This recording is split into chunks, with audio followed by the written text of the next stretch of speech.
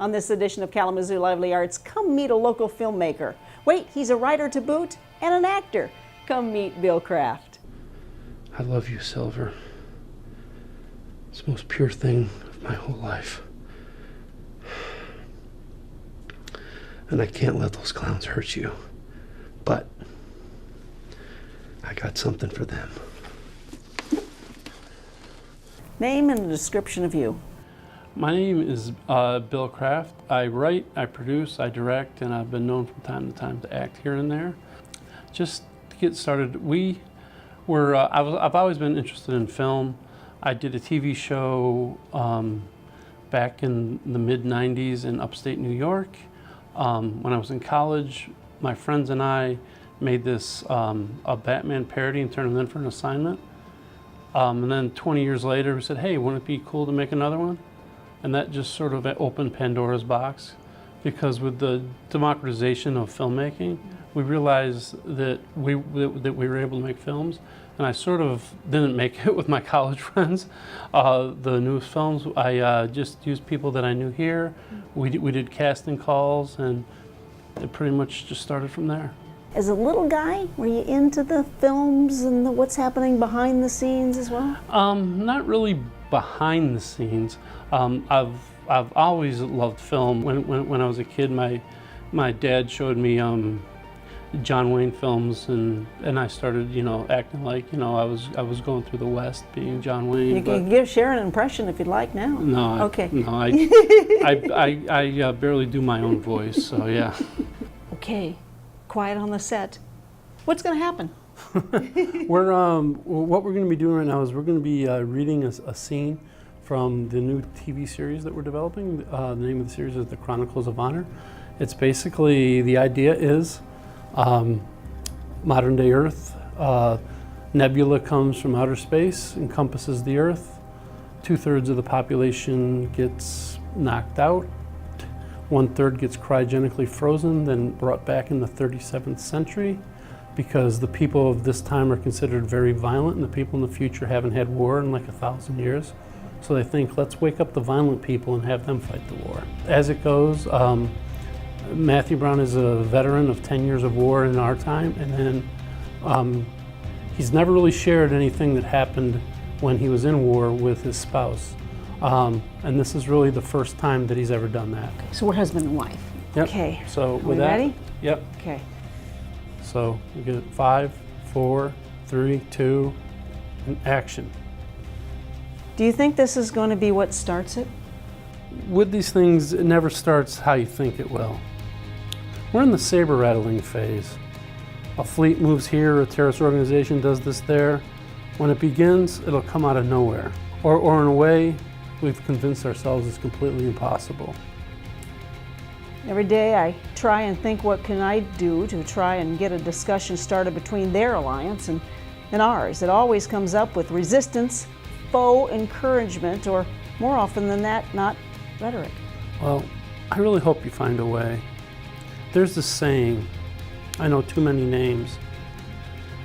We say it when the purpose of our cause loses its meaning. I guess in a way, my dear, what I'm saying is I don't want to know any more names. In these moments, I partially want to hug you, and also I want you to tell me more. When I'm meeting with senators, ambassadors, and even with the president, these stories are so critical. We talk about things like the appropriate response. Too often we forget the human cost physically and emotionally. How is what you do art?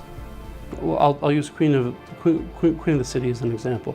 Queen of the City, while we do have superheroes in it, we're trying to tell a very important story throughout it. And one of the things that was noticed when we showed the film to some people in LA, one of the feedback we got is this is the first time that he saw a movie that told what it felt like to be an overweight person in the United States, about the isolation and how people treat this. So we don't just go for the laugh. Each one of our stories tells an important story, and it has a very emotional tie to it. And she abandons me to the wreckage of myself. And then she turns and smiles.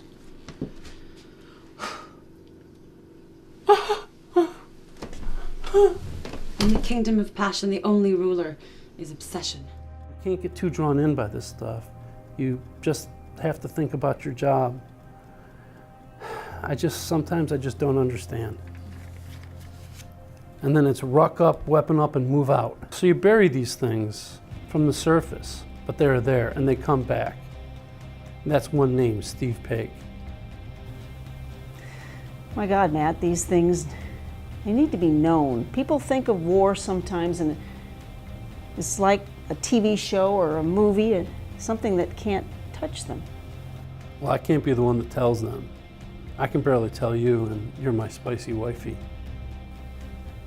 Well, I love you, Matthew. Normally, Matthew means you're angry. It means I'm being authentic. You are that, boo. Let's see. Yeah. And community collaboration. Want to talk about this? Sure. Yes, we've worked with the Public Media Network, the Arcadia Commons, Queer Theater Kalamazoo. We go out and we try to find organizations with like purposes and try to work with them, and it's also a great way to get actors, especially when we're working with local theaters. Laura K. Henderson, who is the founder of QTK and now the Bareback Stage Productions, we've worked with her quite a bit, and she's an excellent actor, excellent partner and all. Whew. Okay, back to Shelley. Do you try to stick with the script as much as possible with the character development to work on? We try. Some people go off script, and I don't really, if they go in a good direction, I don't always pull them back, because filmmaking is a very collaborative process, and actors come up with great ideas all the time. But we try to stay with the spirit of the script, but yeah. Do you call your wife Boo? I have been known to do that. Cut!